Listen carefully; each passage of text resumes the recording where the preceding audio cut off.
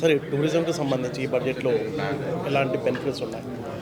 As far as పర్యాటక రంగం concerned చూసినట్టయితే ఇంతకుముందు ప్రజెంట్ చేసిన బడ్జెట్ల కంటే కూడా ఈ బడ్జెట్లో టూరిజానికి సంబంధించిన కొన్ని ఇనిషియేటివ్స్ కానీ ప్రాజెక్ట్స్ కానీ అనౌన్స్ చేయడం జరిగింది.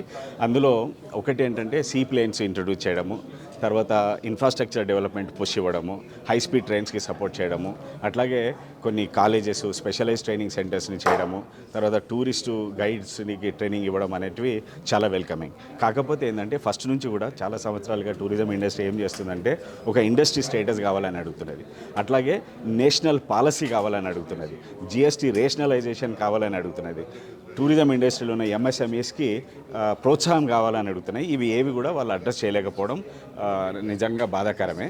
ఎందుకోసమంటే ప్రపంచంలో 195 దేశాలలో 150 దేశాలలో టూరిజం పాలసీ ఉంది.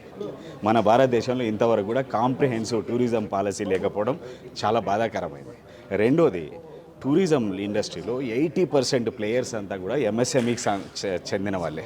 వాళ్ళకి ఎలాంటి ఫైనాన్స్ ఫెసిలిటీ కానీ ఎంకరేజ్మెంట్ కానీ ప్రోత్సాహాలు కానీ ఉండవు. బట్ ఓవరాల్గా చూసినట్టయితే ఇంతకుముందు బడ్జెట్స్ కంటే కూడా ఇప్పటి బడ్జెట్స్ చాలా బాగున్నాయని చెప్పొచ్చు tourism as far as tourism is concern. అంటే మన దగ్గర ఎంతమంది పర్యాటకులు వస్తున్నారు వేరే దేశాలతో కంపేర్ చేస్తే? మీరు ఫ్రాన్స్లో 6.8 కోట్ల పాపులేషన్ ఉంటే 9 కోట్ల మంది విజిట్ చేస్తున్నారు. ఒక్క ముఖ్య నగరం ఫ్రాన్స్లో చూస్తే 2 కోట్ల మంది ఏటా వెళ్తున్నారు. భారతదేశంలో 140 కోట్ల మంది జనాభా ఉంటే కేవలం 2 కోట్ల మంది ఫారిన్ విజిటర్స్ వస్తున్నారు. అది చాలా బాధాకరమైన విషయం. కానీ చాలా ఇంపార్టెంట్ ప్లేసెస్ ఉన్నాయి మన దగ్గర, హెరిటేజ్ ఉంది. అవును, అయినా దాన్ని మనం వాడుకోలేకపోతున్నాం. దానికి కారణం ఏంటంటే ఇన్ఫ్రాస్ట్రక్చర్ డెవలప్మెంట్ లేదు, ఫెసిలిటీస్ లేవు, ప్రమోషన్ లేదు, పాలసీ లేదు. కానీ ఈ బడ్జెట్ గత బడ్జెట్ కంటే కొంత మెరుగైంది as far as tourism sector is concern చాలా మెరుగైంది. ఎందుకోసం అంటే టూరిజం సెక్టర్ చాలా రెవెన్యూ గ్రాసింగ్ ఉంటుంది, ఎంప్లాయ్మెంట్ జనరేషన్ ఉంటుంది. లాట్ ఆఫ్ కంట్రీస్, ఎన్నో కంట్రీస్ కానీ స్టేట్స్ కానీ టూరిజం మీద డిపెండ్ అయిన ఎకానమీస్ ఉన్నాయి. మనం దాన్ని ఉపయోగించుకోకపోవడం బాధాకరం. ఎంతమంది ఎంఎస్ఎంఈలు పనిచేస్తున్నారు టూరిజం మీద? ఆల్మోస్ట్ 80 లక్షల మంది టూరిజం ఎంఎస్ఎంఈస్ ఉన్నారు.